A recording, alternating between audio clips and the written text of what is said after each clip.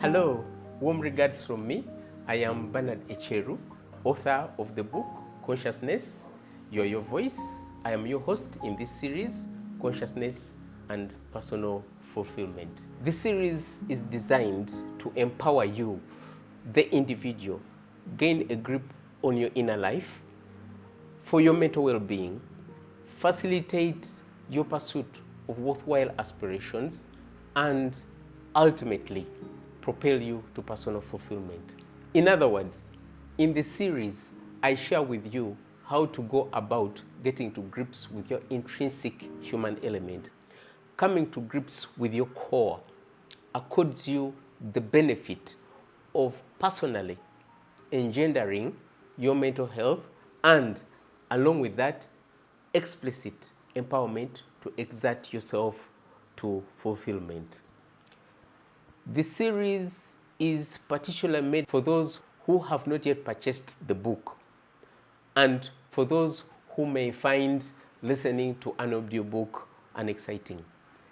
The series is, in some respects, an abridged version of the book, but it is just as engaging as the other formats of the publication. This initial episode introduces the entire series by posing this question: what is a human being?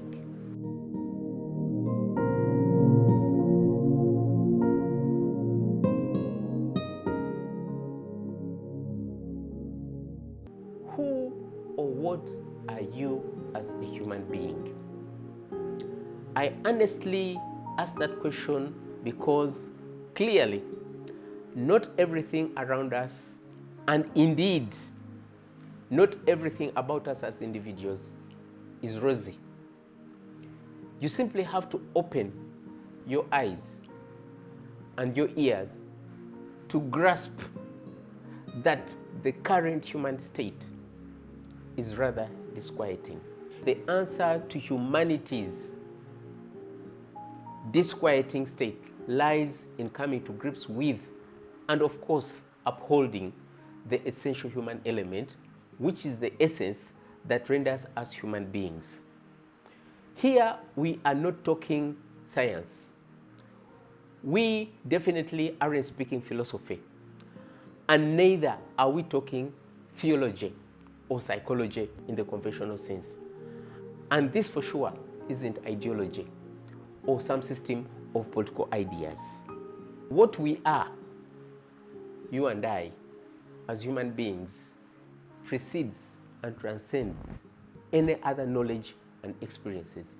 Everything you exert yourself into, everything you do, games, sports, physics, mathematics, music, swimming, growing crops, business, all manner of creativity, as well as each and every aspiration, hinges on consciousness. Consciousness is what we intrinsically are. It constitutes our core as persons. What's more, the essential human element is accessible to everyone without exception. Yet, sadly, most people are blind to that essence. Anyhow, you may wonder how I came by that profound knowledge that I set out to share here. I came to grips with the essential human element in the process of healing from certain searing experiences. I will spare you the gruesome details of those searing experiences here. However, those experiences caused the fracture of my inner fabric, which in turn amplified the fractious nature of the human psyche. That, as it were, cast the various inner features in sharp relief. Then, by self-observation, that is, interrogating how the various inner features interface with each other, I reached profound illumination regarding the shared human essence, that which renders you and me, human beings. Now, it is not uncommon to hear people use the term soul in a loose fashion. That word is often employed in an inconsistent, if not obscure manner.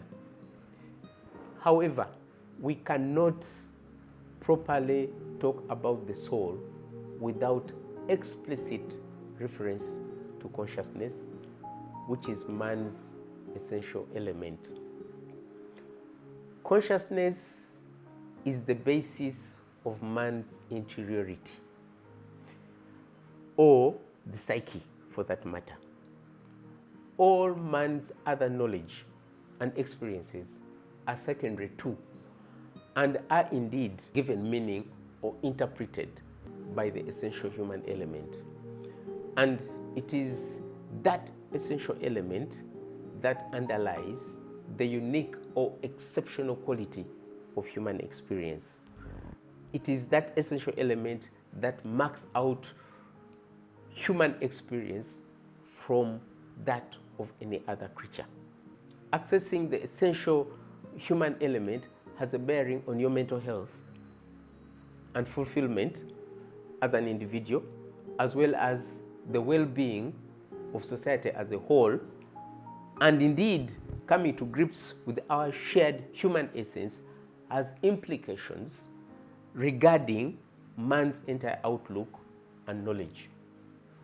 Your essential identity as a person or human being isn't something legislated, nor a thing agreed upon or conjured up in some rarefied academic hall. Coming to grips with who you are as a human being and the unique individual you are isn't simply an academic exercise.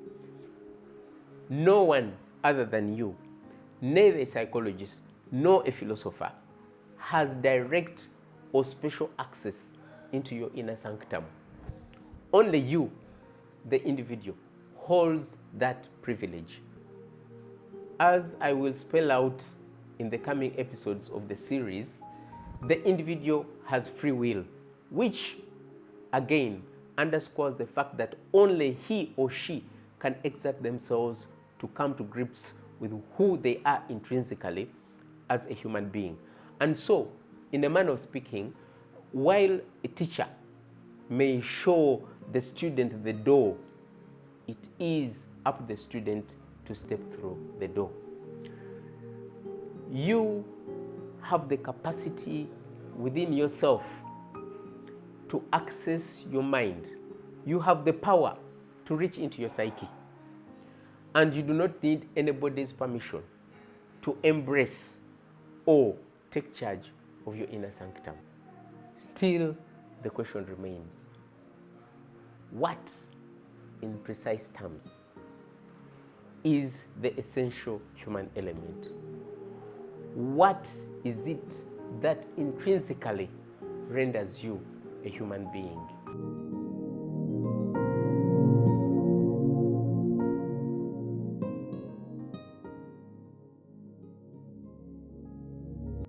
Yes, the question remains, what is consciousness? What exactly is the human element?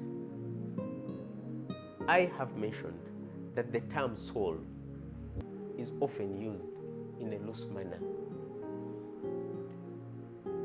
Let's here set the ground with some historical perspective on that matter.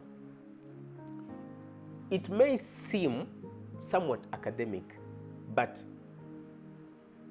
come along with me.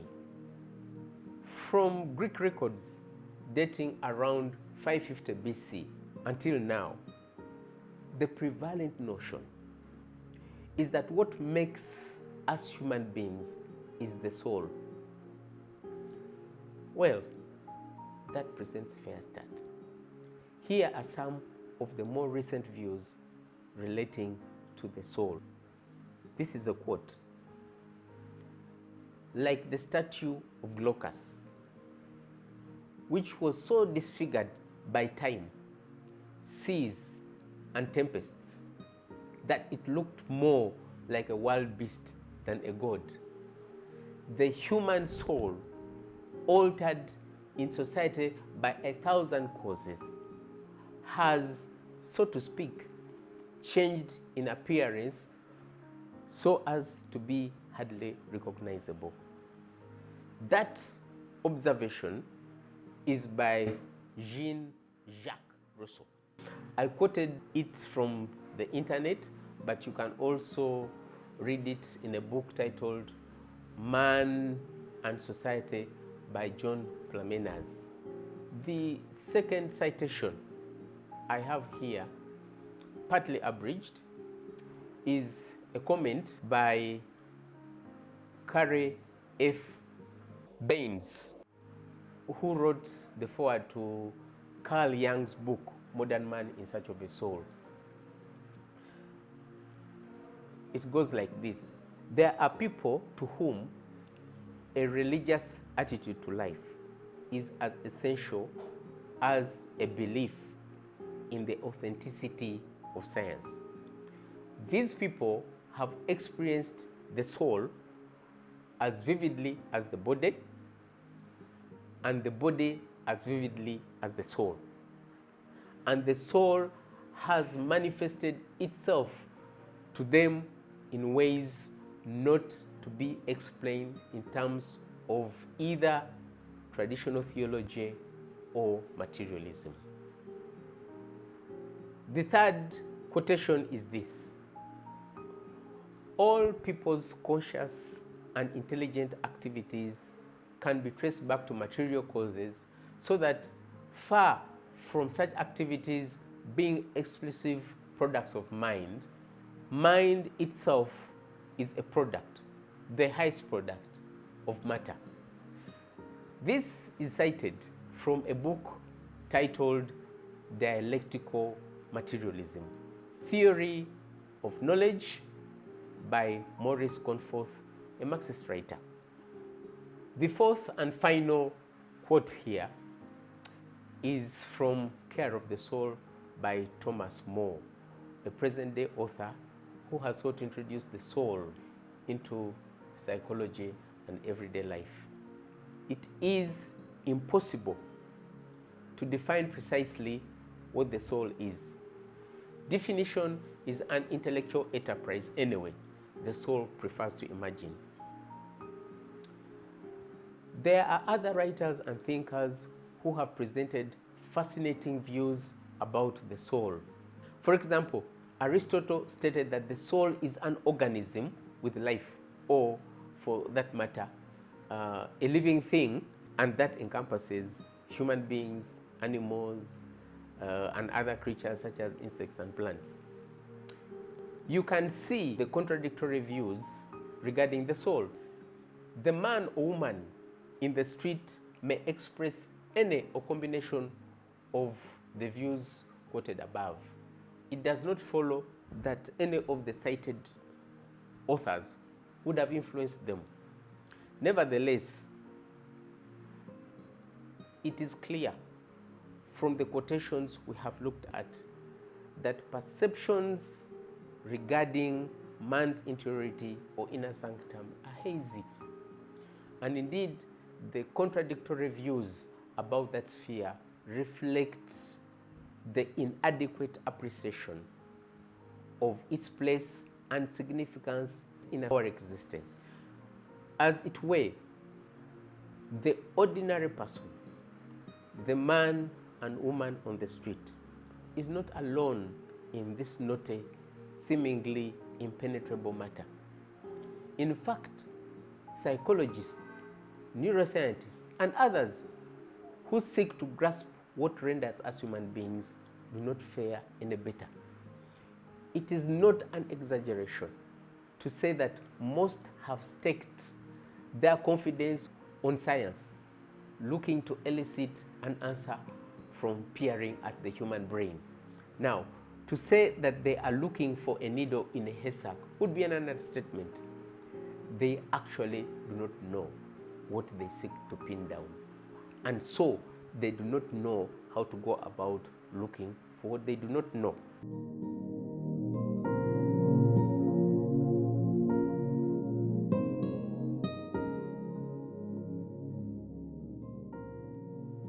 one of the lessons we can take from that is this: we should beware of the prevailing mentalities regarding the soul.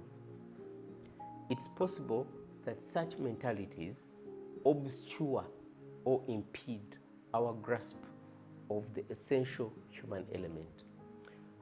For example, Thomas Henry Huxley, the outspoken evangelist of science in the 19th century, claimed that he had undertaken an experiment and did not find the soul in a test tube.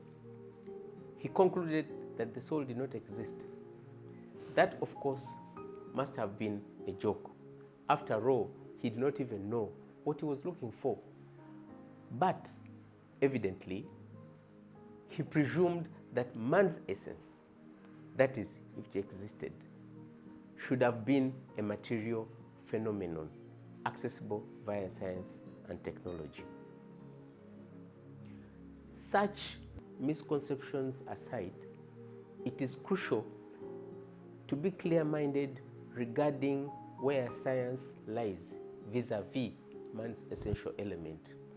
Undoubtedly, it is man who does science. Science, or the scientific method, entailing observation and experiment, is informed by the discerning or interpretive power of consciousness. It is by that discerning power that man observes and abstracts given realities or phenomena and then marks out their relationships. Therefore, science has no business arrogating to itself the power to answer the fundamental problem regarding what renders us human beings. Of course, science does not make such claims for itself. It's only that some enthusiasts have made exaggerated assertions about science in this quest. Having said that, let me give you a sneak peek into a fundamental aspect of the human essence. Consciousness is actuality distinct from matter. It is reality unlike matter. Not only is it self-evident, but it also speaks for itself. For that reason, it is not spoken for by myths or other convenient narratives or constructs of the sort. Consciousness voices its existence. When we come to grips with that essence, we are empowered to exercise stewardship over the psyche clearly and in a cohesive manner. That is, we become properly rooted in what we are as human beings. And as to where what we are as human beings transcends science and all manner of exertions we put ourselves to. I have variously indicated that the term soul is often applied loosely. Let me point out that the mix-up of psychical terminology has barely facilitated understanding of man's psyche or interiority.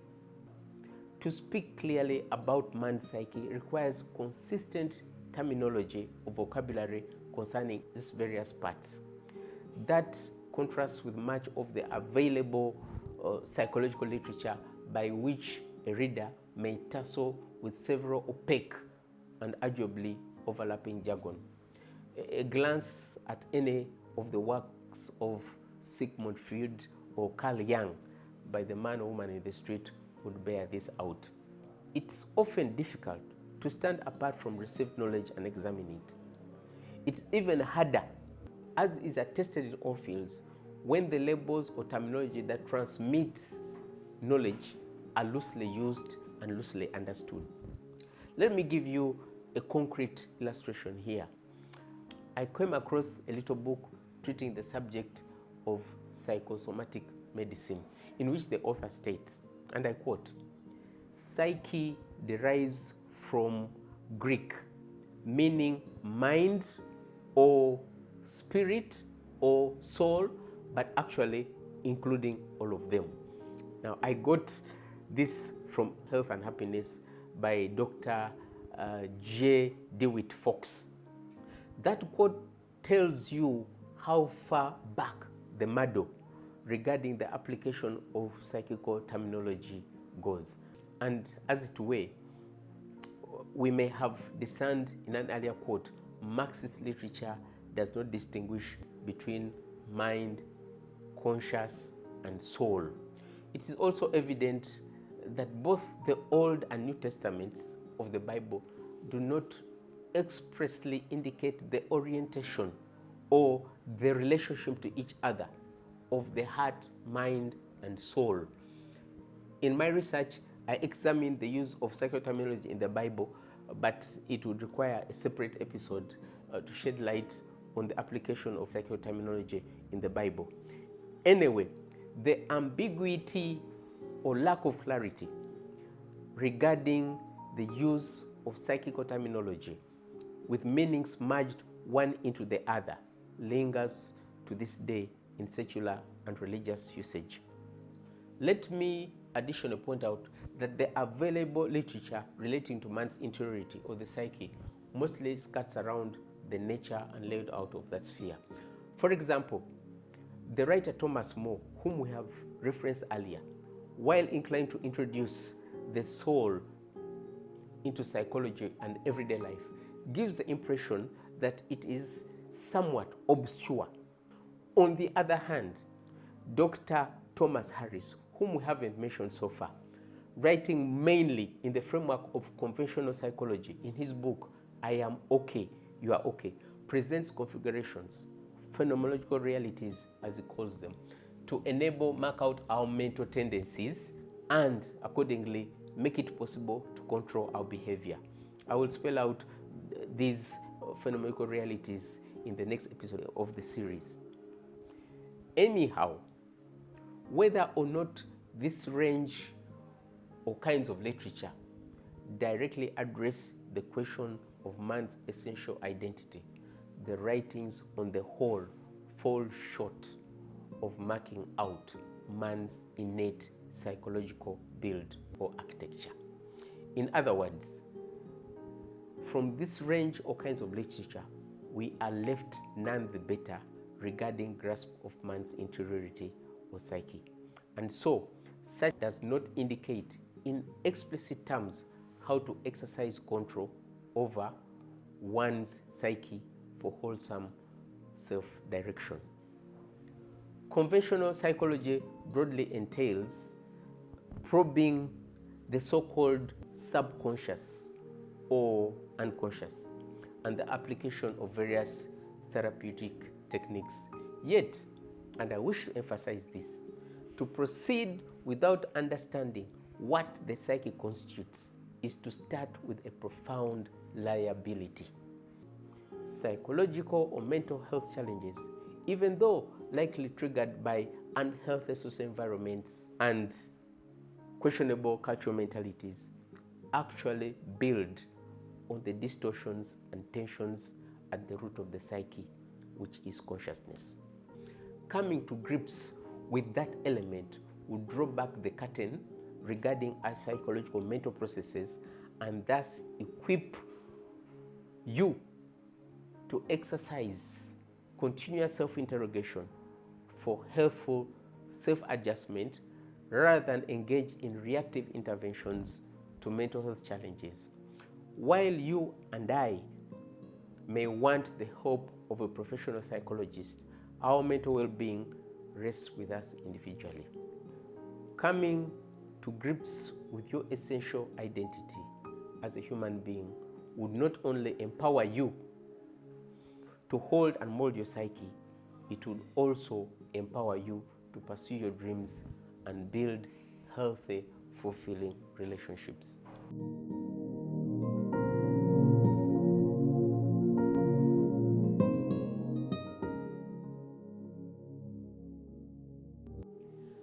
Thank you for listening.